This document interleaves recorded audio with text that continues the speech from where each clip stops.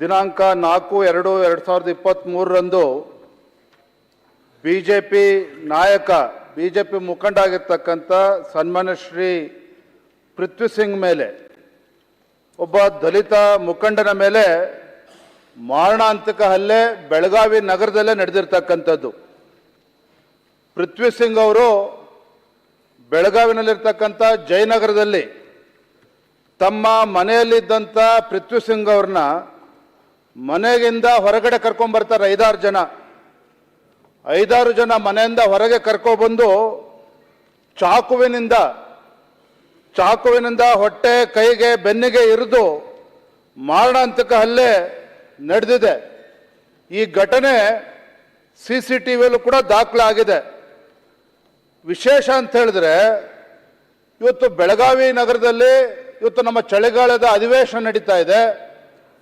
ಈ ಒಂದು ಘಟನೆ ನಡೆದಿರ್ತಕ್ಕಂಥದ್ದು ಎಲ್ಲರೂ ಕೂಡ ಆಶ್ಚರ್ಯವನ್ನು ತಂದುಕೊಟ್ಟಿದೆ. ಇಡೀ ಸರ್ಕಾರ ಇವತ್ತು ಬೆಳಗಾವಿನಲ್ಲಿದೆ.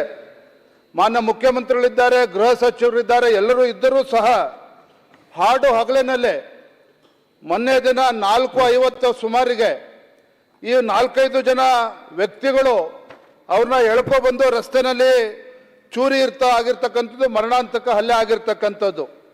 ಮತ್ತೊಂದು ಕಡೆ ಈ ವಿಚಾರವಾಗಿ ಒಬ್ಬರು ಹೇಳಿಕೆ ಕೊಡ್ತಾರೆ. ಯಾರು ಅಂತ ಹೇಳ್ತೇನೆ, ಈಗ ಡೀಟೇಲ್ ಬೇಡ, ವಿಷಯ ಶಾರ್ಟ್ ಆಗಿ ಹೇಳ್ತೇನೆ. ಬಹಳ ಪ್ರಮುಖವಾಗಿದೆ. ಬಿಜೆಪಿ ಕಾರ್ಯಕರ್ತ ರಮೇಶ್ ಜಾರಕಿಹೊಳಿ ಆಪ್ತ ಪೃಥ್ವಿ ಸಿಂಗ್ ಮೇಲೆ ಹಲ್ಲೆಗೂ ನನಗೂ ಸಂಬಂಧ ಇಲ್ಲ ಎಂದು ಸಚಿವ ಲಕ್ಷ್ಮೀ ಹೆಬ್ಬಾಳ್ಕರ್ ಸಹೋದರ ವಿಧಾನ ಪರಿಷತ್ ಸದಸ್ಯ ಚನ್ನರಾಜ ಹಟ್ಟಿಹೊಳಿ ಸ್ಪಷ್ಟನೆ ನೀಡಿದ್ದಾರೆ. ಪೃಥ್ವಿ ಸಿಂಗ್ ಬಳಿ ನನ್ನ ಸಹಚರರು ಹೋಗಿ ದಾಖಲೆಗಳನ್ನ ಕೇಳಿರ್ತಕ್ಕಂಥದ್ದು ನಿಜ. ಆದ್ರೆ ಹಲ್ಲೆಗೂ ನನಗೂ ಯಾವುದೇ ಸಂಬಂಧ ಇಲ್ಲ, ತನಿಖೆ ಆಗ್ಲಿ ಅಂತ ಒಂದು ಮಾತನ್ನು ಹೇಳ್ತಾರೆ. ಆದ್ರೆ ಮಾನ್ಯ ಸಭಾಧ್ಯಕ್ಷ ಇಲ್ಲ, ಬಹಳ ಪ್ರಮುಖವಾಗಿರ್ತಕ್ಕಂಥ ಅಂಶ ಹೇಳ್ತಾನೆ. ಹಲ್ಲೆ ಆಗ್ತಕ್ಕಂಥ ಸಂದರ್ಭದಲ್ಲಿ ಅಲ್ಲಿ ಬಂದಿರತಕ್ಕಂಥ 5-6 ಜನ ಬೇರೆ ಯಾರು ಅಲ್ಲ, ಅದರಲ್ಲಿ ಒಬ್ಬ MLC ಅವರ ಬಲಗೈ ಬಂಟ ಅವರು ಕೂಡ ಇದ್ದಾರೆ, 2 ಗನ್ಮೆನ್ಗಳು ಕೂಡ ಬಂದಿದ್ದಾರೆ.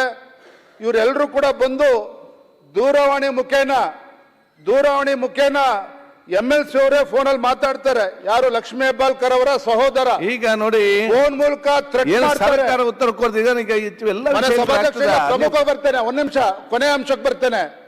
ಇಷ್ಟೆಲ್ಲ ಘಟನೆ ಆಗಿ ಮಾರಣಾಂತಿಕ ಹಲ್ಲೆ ಆಗಿ ಆಸ್ಪತ್ರೆಯಲ್ಲಿದ್ದಾರೆ. ನಾನು ಮೊನ್ನೆ ದಿನ ಸಂಜೆ ಆಸ್ಪತ್ರೆಗೆ ಹೋಗಿದ್ದೇನೆ, ಗಾಬರಿ ಮಾಡ್ಕೊಂಡಿದ್ದೇನೆ. ನನ್ನ ಕುಟುಂಬದ ಸದಸ್ಯರು ಕೂಡ ಈಗ ಭಯಭೀತರಾಗಿದೆ ಅಂತ ಹೇಳಿದರೆ. ಬಹಳ ಪ್ರಮುಖ ಅಂಶ ಅಂತ ಹೇಳಿದ್ರೆ, ನಮ್ಮ ಒತ್ತಾಯದ ಮೇರೆಗೆ ನೆನ್ನೆ FIR ರಿಜಿಸ್ಟರ್ ಆಗಿದೆ. ಬಹಳ ವಿಶೇಷ ಅಂದ್ರೆ FIR ಅಲ್ಲಿ ಇಷ್ಟು ದೊಡ್ಡ ಘಟನೆ ನಡೆದರೂ ಸಹ, ಮಾರಕಾಸ್ತ್ರಗಳಿಂದ ಹಲ್ಲೆ ನಡೆದರೂ ಸಹ ಸೆಕ್ಷನ್ 397, 398 ಹಾಕಿಲ್ಲ. ಈಗ ಹಾಕಿಲ್ಲ. ಹಾಗಾಗಿ ಮಾನ್ಯ ಗೃಹ ಸಚಿವರು ನಾನು ಒತ್ತಾಯ ಮಾಡ್ತೇನೆ, ಈ ಒಂದು ಘಟನೆಯನ್ನ ಗಂಭೀರವಾಗಿ ತೆಗೆದುಕೊಂಡು, ಯಾಕಂದ್ರೆ ಇದು ಒಂದೇ ಘಟನೆ ಅಲ್ಲ, ರಾಜ್ಯ ಮೊನ್ನೆ ತನಕ ಕಳೆದ ವಾರ ಬೆಳಗಾವಿ ನಾನು ಸರ್ಕಾರವನ್ನು ಒತ್ತಾಯ ಮಾಡ್ತೇನೆ, ಈ ಘಟನೆಯನ್ನ ಗಂಭೀರವಾಗಿ ತೆಗೆದುಕೊಂಡು ಇವತ್ತೇನು ಮಾರಣಾಂತಿಕ ಹಲ್ಲೆ ಆದ್ರೂ ಸಹ ಏನೋ ಹುಡುಗಾಟಿಕೆ ಮಾಡೋ ರೀತಿಯಲ್ಲಿ ಪೊಲೀಸರು FIR ರಿಜಿಸ್ಟರ್ ಮಾಡಿದ್ದಾರೆ. ಸೆಕ್ಷನ್ 397, 398 ಹಾಕ್ಬೇಕು, ಸೆಕ್ಷನ್ 307 ಅಟೆಂಪ್ಟ್ ಹಾಕ್ಬೇಕು. ಇಲ್ಲ ಅಂತಂದ್ರೆ ಅಲ್ಲ, ಸರ್ಕಾರ ಉತ್ತರ ಕೊಡ್ತದಲ್ಲ. ಮಾನ್ಯ ಗೃಹ ಸಚಿವರಿಗೆ ಉತ್ತರ ಕೊಡ್ಬೇಕು.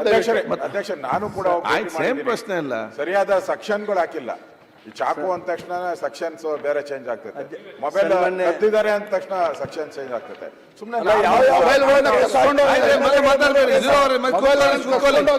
ಸನ್ಮಾನ್ಯ ಅಧ್ಯಕ್ಷರೇ, ಘಟನೆ ಬಗ್ಗೆ ಸರ್ಕಾರದ ಗಮನ ಸೆಳೆದಿದ್ದಾರೆ. ಶೂನ್ಯ ವೇಳೆಯಲ್ಲಿ ಸುದೀರ್ಘವಾಗಿ ಪ್ರಸ್ತಾಪ ಮಾಡಿದ್ದಾರೆ. ಗೃಹ ಸಚಿವರು ಬಂದ ಮೇಲೆ ಅದಕ್ಕೆ ಉತ್ತರವನ್ನು ಕೊಡ್ತಾರೆ. ಈಗ KM ಶಿವಲಿಂಗೇಗೌಡರು ಮತ್ತು ಗೃಹ ಸಚಿವರು ಉತ್ತರ ಕೊಡ್ತಾರೆ. ಶೂನ್ಯ ವೇಳೆ ಅಷ್ಟೇ ಅಲ್ಲ, ಗೃಹ ಸಚಿವರು ಬಂದ ನಂತರ ಕೊಡ್ತಾರೆ ಉತ್ತರ. ನಿಮ್ಗೆ ಬೇಕಾದಾಗ ಈಗ ಗೃಹ ಸಚಿವರು ಸರ್ಕಾರ ಏನ್ ಹೇಳಿದೆ ಉತ್ತರ, ಗೃಹ ಸಚಿವರು ಬಂದು ಉತ್ತರ ಕೊಡ್ತಾರೆ. ಅವ್ರು ಬರ್ತಾರೆ, ಈ ಘಟನೆಯನ್ನು ಇಷ್ಟು ಲಘುವಾಗಿ ತಗೊಳ್ಳೋದ ನಾವು ಸರ್ಕಾರ ಇಲ್ಲಿ ಹಾಡಾಗಲದ್ದು ನಡೆಯುತ್ತೆ. ಗೃಹ ಸಚಿವರು ಬಂದು ಉತ್ತರ ಕೊಡ್ತಾರೆ ಅಂತ ಹೇಳಿದ್ದಾರೆ. ಪ್ರಭಾವಿ ವ್ಯಕ್ತಿಗಳ ನೋಡಿ, ನಿಮ್ಗೆ ನಿಮ್ಗೆಲ್ಲ ಗೊತ್ತಿದೆ ಈ ವಿಚಾರ ಸಂಬಂಧ. ನೀವು ಕೂಡ ಹೋಮ್ ಮಿನಿಸ್ಟರ್ ಆಗಿದ್ದವ್ರು ಮೀಡಿಯಾದಲ್ಲಿ ಬಂದಿದೆ. ಇದರಲ್ಲಿ ಇಂತ ಎಲ್ಲ ಲಘುವಾಗಿ ತಗೊಂಡ್ರೆ ಹೇಗಾಗುತ್ತೆ? ತಾವೆಲ್ಲ ಹೋಮ್ ಮಿನಿಸ್ಟರ್ ಆಗಿದ್ದವರು, ಹೋಮ್ ಮಿನಿಸ್ಟರ್ ಬಂದ ಉತ್ತರ ಕೊಡ್ತಾರೆ ಇದಕ್ಕೆ. ಮುಖ್ಯಮಂತ್ರಿಗಳಿದ್ದಾರೆ, ಇಲ್ಲ ಸರ್, ಇದಕ್ಕೆ ಮುಖ್ಯಮಂತ್ರಿಗಳು ಎಲ್ಲ ಮಾತಾಡ್ಬೇಡಿ, ಅವ್ರು ಇದ್ದಾರೆ. ಬರ್ತಾರೆ. ಒಬ್ಬ ಕಾರ್ಯಕರ್ತನ ಮರಣಾಂತಿಕ ಹಲ್ಲೆ ಆಗುವಂತದ್ದಾಗುತ್ತೆ. ಗ್ರೀವಿಯಸ್ ಇಂಜುರಿ ನೋಡಿ, ಎಲ್ಲ ವಿಚಾರಗಳು ಗೃಹ ಸಚಿವರು ಉತ್ತರ ಕೊಡ್ತಾರೆ ಅದಕ್ಕೆ. ಬುಕ್ ಮಾಡಿಲ್ಲ. ಪ್ರಿಯಾಂಕ್, ಕೇಸನ್ನು ಬಯಸ್ತಾ ಇದ್ದೀವಿ. ಕೂತ್ಕೊಂಡು ಗೃಹ ಸಚಿವರು ಬಂದು ಉತ್ತರ ಸದನ ನಡೀತಾ ಇರ್ಬೇಕು. ಸದಸ್ಯರ ಸದನ ನಡೀತಾ ಇರ್ಬೇಕಾದ್ರೆ ಈ ರೀತಿ ಮಾಡ್ತಾರೆ. ಕಣ್ಣು ಮುಂದೆ ಸರ್ಕಾರದ ಮೂಗಿನಡಿ ಮೌನ ವಹಿಸುವ ಈಗ ಹಲ್ಲೆ ನಡೆದ್ರೆ ನೋಡಿ, ಈಗ